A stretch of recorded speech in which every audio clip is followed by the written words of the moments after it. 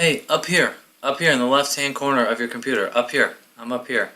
Hey everybody, this is Dan for GemmyD on Cars. Now, we're going to try something new today. This is something I've never done before on the channel, and I'm going to be talking about some news that's going on in the car world. I'm going to start using this OBS software on my computer. It's called Open Broadcaster software, and what it is, it basically allows me to record myself, but also record my computer screen to talk about the different news and notes that we're going to talk about. So, we're going to talk about 7 topics that are hot in the car industry, and the first one is my desktop, which is a beautiful picture. It is the Ferrari SP38, and this is made for somebody who is ridiculously rich, and so let's take a look. Alright, so the SP38, now the SP38, SP stands for Special Projects, which is like one-off designs that Ferrari makes for people who have too much money and they basically want a one-of-one Ferrari, which it's pretty ridiculous.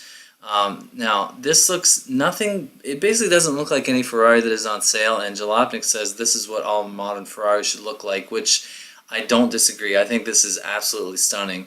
Now, people have said right here, the back end of this car looks like a Dodge Challenger, basically, is being pooped out by a Ferrari, and you can't unsee that after you've seen it. So these are the headlights of a Dodge Charger, but no, I think it's gorgeous. I'm not too crazy about these slats in the back of the car, but I think the wheels look great. I think the front end looks good. Yeah, everybody's saying it looks like a Lotus Evora, which it's not a bad thing in my book. I mean, look at the side profile. The wheels are awesome. I think the front end is awesome. It looks, the car kind of looks like Pininfarina Sergio. I could pop in a picture of that, but I think it's beautiful. I mean, Jalopnik is my favorite website that I look at, so I look at it every day. So this is the first thing. Now, I'm sure this car was millions. I mean, you can't just walk into a Ferrari dealer and say, hey, build me my own bespoke car without spending millions, but I really like it, and it's worthy of my desktop picture, so which I change a lot.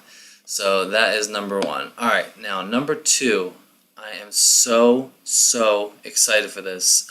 Basically, Alfa Romeo, which is a car company that I love, and I'm glad that they're back into the United States, and I've actually driven the Stelvio and the Giulia. I totally want to look at one of these when my wife gets a new SUV. The Alfa Romeo 8C might be coming back as a mid-engined hybrid supercar with 700 horsepower. The article says, "Be still my heart," but this car could be insane. Now, to go back about an Alfa 8C, I think this is honestly one of the most beautiful cars of all time. It just screams Italian, but take a listen. I mean, it's beautiful. It's a Maserati V8.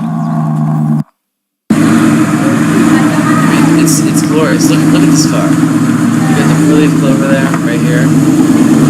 Just listen.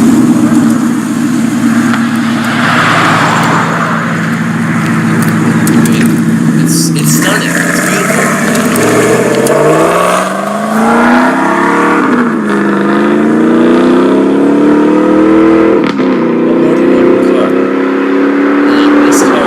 This car has a 4.7 liter V8, but the new car might have a, let's see, what is it? I don't know. I guess the details aren't very much yet, but it could have a 700 horsepower from a twin-turbo engine in its middle and electric motors driving its front wheels. So it could have 700 horsepower in a car that looks like this. Just insane. Alfa Romeo is back in the United States, and this could put them at another level higher. So I'm excited to see any more details about this car. Now over here on a sidebar, Maserati claimed they're going to have an electric car that's going to go 0 to 60 in under 2 seconds. Oh my god, that's just insane. So while we're on the topic of Alfa Romeo, there's another Alfa Romeo that they teased, that the GTV is coming back with more than 600 horsepower. Now, we thought that Alfa Romeo might be doing like a car, like a coupe to rival like a BMW M4 or a Mercedes C63. It seems like they're going a little more upmarket, meaning they're going to go after like the BMW 8 Series, I guess a Mercedes S-Class. 50-50 weight distribution, 600 plus horsepower, all-wheel drive or torque vectoring. I mean, look at it. I'm sold already. Look at the design of the headlights. It's going to be awesome. Now, I take all this news with a grain of salt because I think Alfa Romeo and Ferrari's parent company is Chrysler, and Sergio Marchionne says who knows what's going to happen. You know, there's been talk of a Dodge Viper with the V8, and now he's not even sure if that's going to happen. If these two cars are here in the United States, it's going to be awesome. I mean, the car industry is a better place with Alfa Romeo making ridiculous cars, and this one was 600 horsepower, that one was 700 horsepower. I mean, I'm excited. It's bringing back a legendary name, which is the GTV. So I'm excited. So big things are happening in the Italian car industry. All right, moving on. So we're going to talk about Tesla Model 3 real quick. So I did a review of the Tesla Model 3, which you can go back in my videos and check. It was a wonderful car, and it came out in the news that Consumer Reports did not recommend this car for one reason, and it was because of the braking distance. Now, Consumer Reports does, a battery of tests, and their time when they slam on the brakes was like way high, and Tesla basically fixed it by doing an over-the-air software update. I mean, just think about that. They sent a signal to the car, and it drastically improved the braking performance of the car. It says, fantastic, what's the explanation for variability in stopping distance? They sent an ABS calibration algorithm over the air to the cars, and it drastically improved their braking performance. I mean, that is insane. It's got to be the only time a car manufacturer has ever sent an over-the-air software update for a car. Okay, it says, yeah, the Model 3 stopping distance was from 60 was 152 feet, and when they fixed it, it was substantially better.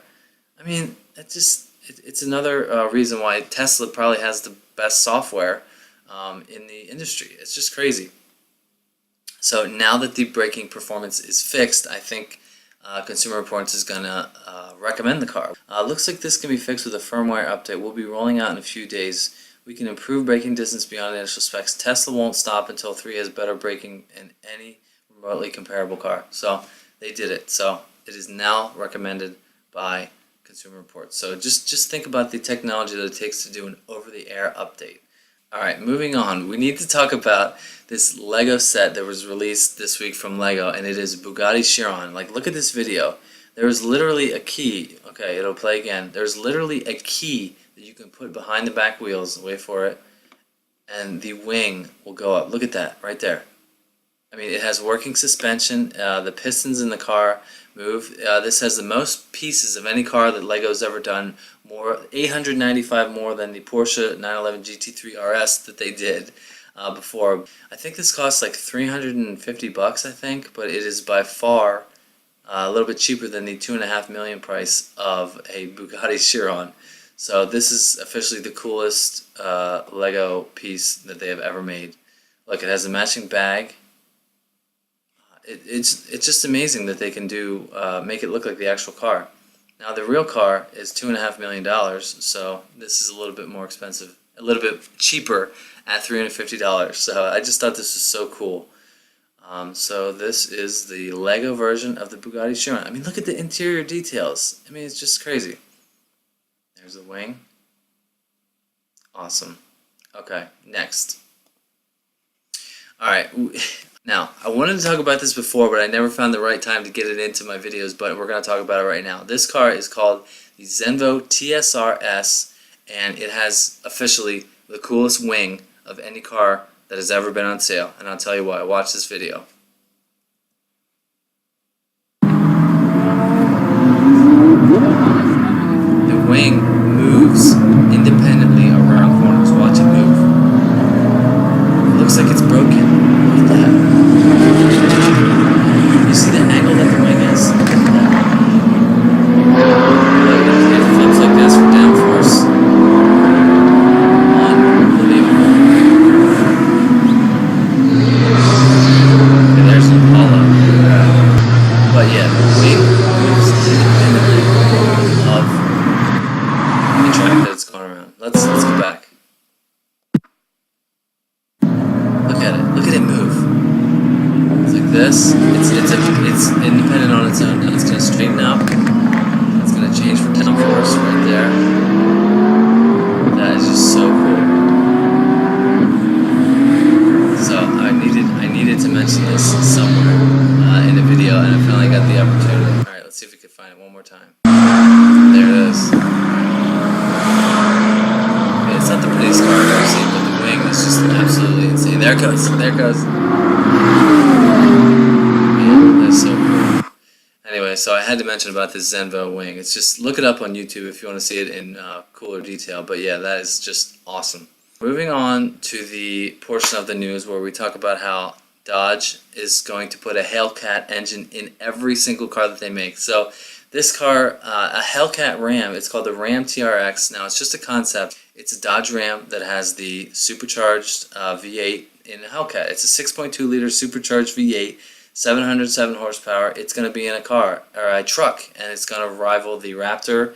And I don't even know what Chevy makes to go against this, but Dodge is going to put a Hellcat in every possible engine they could. I mean, if you can put it in a Jeep Grand Cherokee, the Trackhawk, you can definitely fit it into this. But I'm excited to see, maybe go and see one of these. I have a video coming out, I think, next week where Will and I went to go drive a Raptor, and that was awesome. The EcoBoost, we got to see the suspension. It was a quick drive when I went to go see the Mustang. This is insane. Everything that Dodge makes and Chrysler makes is going to have the Hellcat engine in it. So if you're into trucks and you have never found of an alternative to a Raptor, this could be it. So this is going to wrap up my news segment. I hope you guys enjoyed this. I wanted to do something a little different. Try to incorporate some new technology into it. Hope you enjoyed this video. Go back and look at my videos to see some good car reviews that I've got. Don't forget to follow me on Instagram at GemmyD on Cars, and I will see you on the next one. See ya. Signing off.